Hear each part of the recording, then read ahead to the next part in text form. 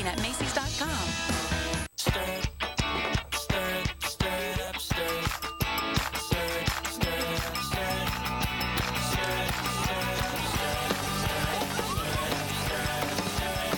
Stir up a smile with Hershey syrup. Great thing about the gift of cash, they can use it any way they want. Send $50 for just $5. And yes, everyone's happy. Nobody in my family ever had a heart attack. If anything, I thought I'd get hit by a bus, but not a heart. My doctor put me on an aspirin regimen to help protect my life. Be sure to talk to your doctor before you begin an aspirin regimen. Check with your doctor because it can happen to anybody.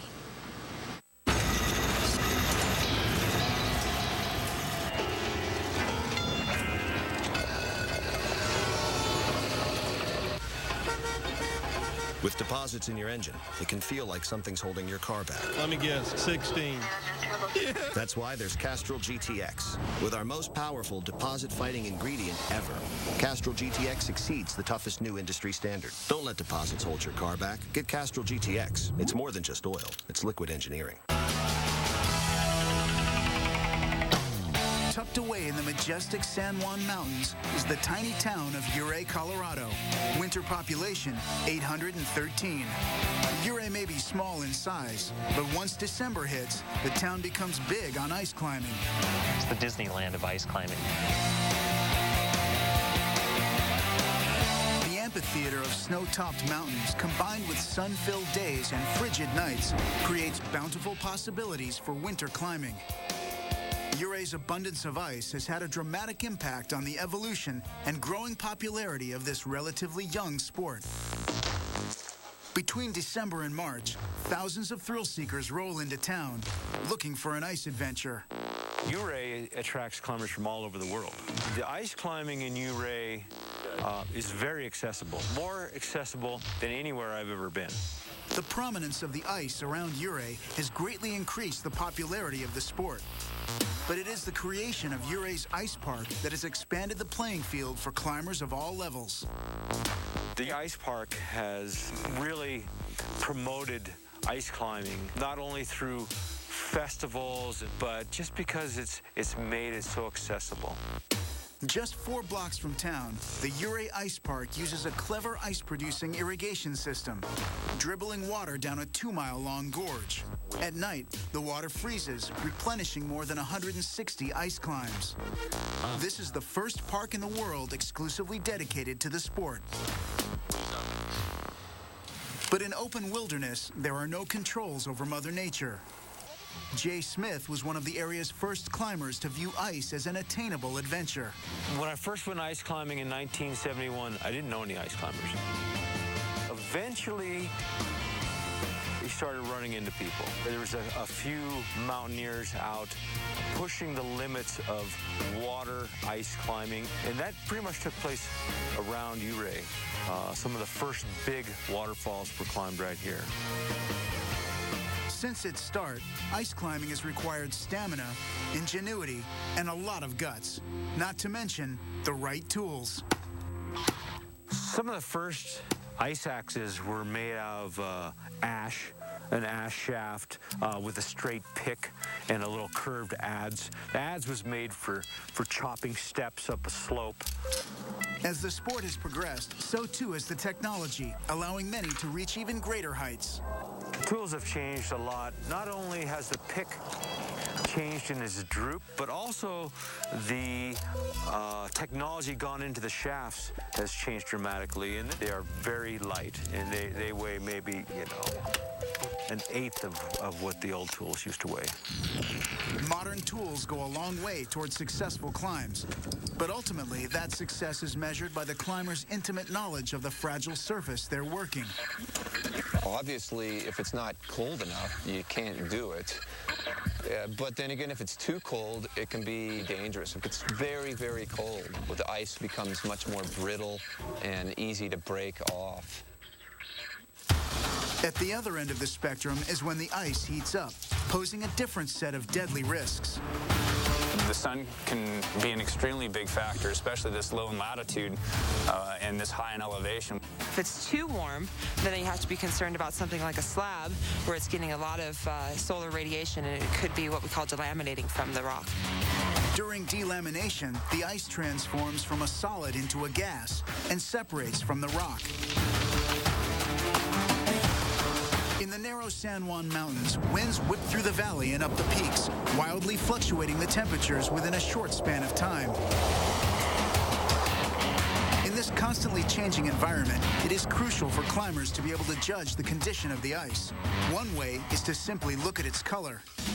The really nice blue, deep ice, it has more water in it, less air than like a clear or a white ice. So yeah, when you look for something to climb, a nice deep blue ribbon of ice is usually going to be the nicest, softest plastic ice. Not only do climbers look at the ice, they listen to it as well. You always listen to the sound that the pick makes when it hits the ice, or when your crampons hit the ice.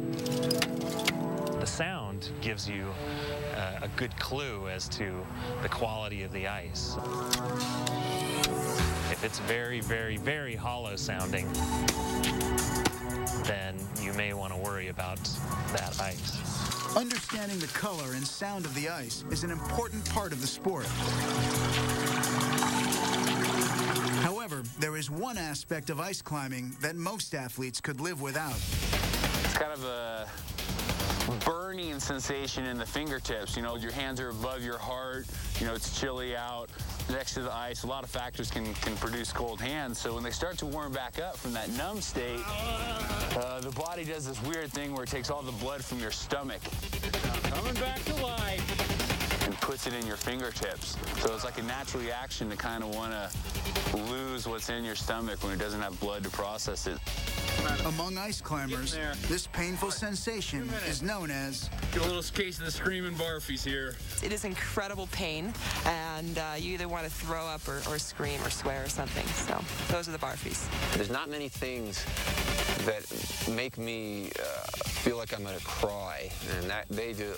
They really, really hurt. For ice climbers, it is crucial to push past the pain and concentrate on their every move. You do have to really focus on trying to find some sort of inner peace or a way to relax in the face of an otherwise scary situation. You can't be focused on anything else. You can't get lazy, you can't get complacent. When you get tired, that's when accidents can happen. So you always have to have, you know, some attention in what you're doing.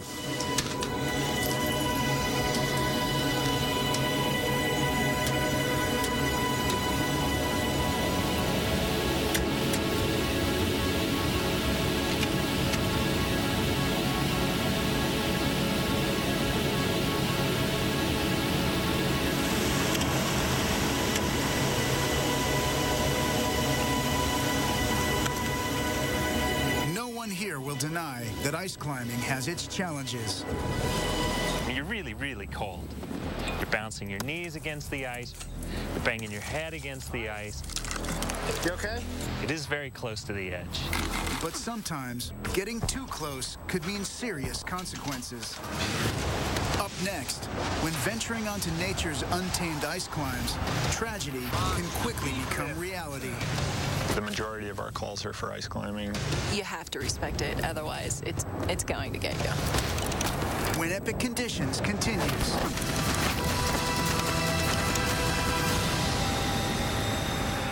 I travel the world to catch the finest shrimp, but when I want to eat the finest shrimp, I go to Long John Silver's for the new half-pound Pacific shrimp meal. Succulent panko-breaded shrimp and 2 sides, just $5.99. It's premium, it's Pacific, and it's only at Long John Silver's.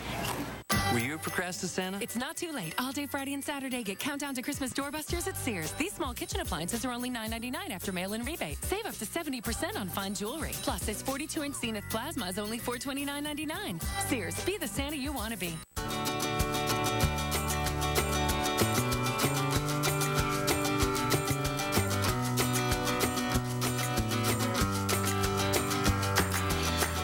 Free shipping with no minimum order from LLB.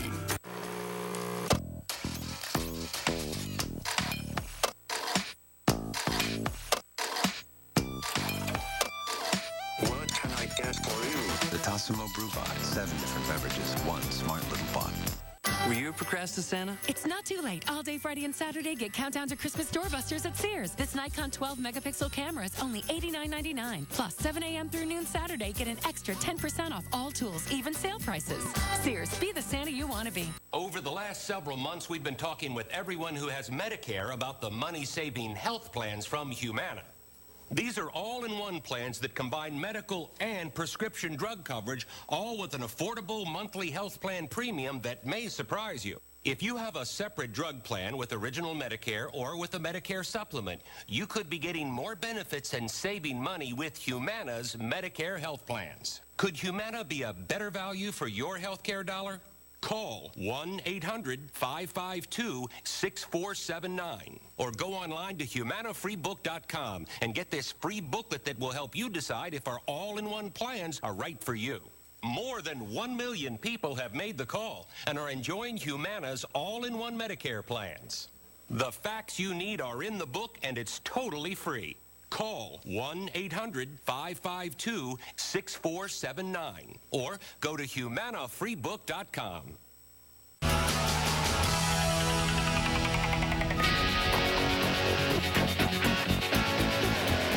For those who seek their intense rush, blazing trails up vertical frozen walls, there's only one place to swing their ice axe. Ouray, Colorado. This is a great playground for somebody who wants to come and climb ice. Here, climbers can count on world-class ice and quick-changing weather. In the blink of an eye, the weather changes here. One day it could be nice and sunny and gorgeous, and then later that afternoon it could be a snowstorm. The weather can change really quickly, especially at different altitudes. The potential for dangerous conditions is something that ice climbers must factor into every climb. Weather to us is extremely important. We're always looking at it every day, every morning, every night. Unpredictable weather is just one risk ice climbers constantly face. There's lots of things that could go wrong in ice climbing. If you take up ice climbing, you better plan on losing a little blood. Going right in the nose, man. The ice itself can be quite brittle, and so it can fall off, hit you in the face. I've had some black eyes, I've had some bloody noses, some fat lips from ice climbing. Yes, I've bled for the sport before. You can also be attached to some ice with your ice tools and an ice screw, and that ice can break away, carry you down and crush you. There's danger on the ice as well as above. 3 Mary 5-0. Susan Hale is an avalanche forecaster for the Colorado Avalanche Information Center in nearby Silverton. The Ouray area and the San Juans are very avalanche prone. We have a high altitude here, but very warm days, so there's big temperature swings, and that causes a very weak snowpack. And when an avalanche is triggered, most often it'll sweep the ice climbers off the ice itself.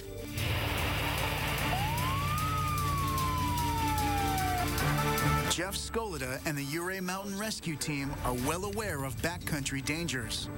A lot of our calls are for pulling people out of a canyon or the base of a cliff or the side of a mountain. So when we get to the area, we'll send ropes down and package the patient in a litter, and we'll be able to raise them using mechanical advantage on a 2-rope system. There's definitely been some big falls on ice. You know, some people have gotten hurt and some people have died. Yeah, that's part of the game. Right, he's in there. For athletes who depend on absolute physical control, dropping suddenly is a terrifying experience. I went probably 130 feet. I was shocked, alarmed, frightened, and at all the same time. I got quite lucky that time. Vince Anderson survived his fall, but many do not. The ice climbing community has definitely had its share of tragedy. My best friend was killed ice climbing. He was hit by a large block of ice. And then about 10 years before that, a very good friend of mine was killed ice climbing as well. In his case, he was avalanched off the top of an ice climb. Coming up, I know the dangers that are involved with climbing, but the risks are pretty acceptable. What is it that pushes these athletes to reach new heights? I like the whole process that eHarmony uses. It was really a nice exercise for me to get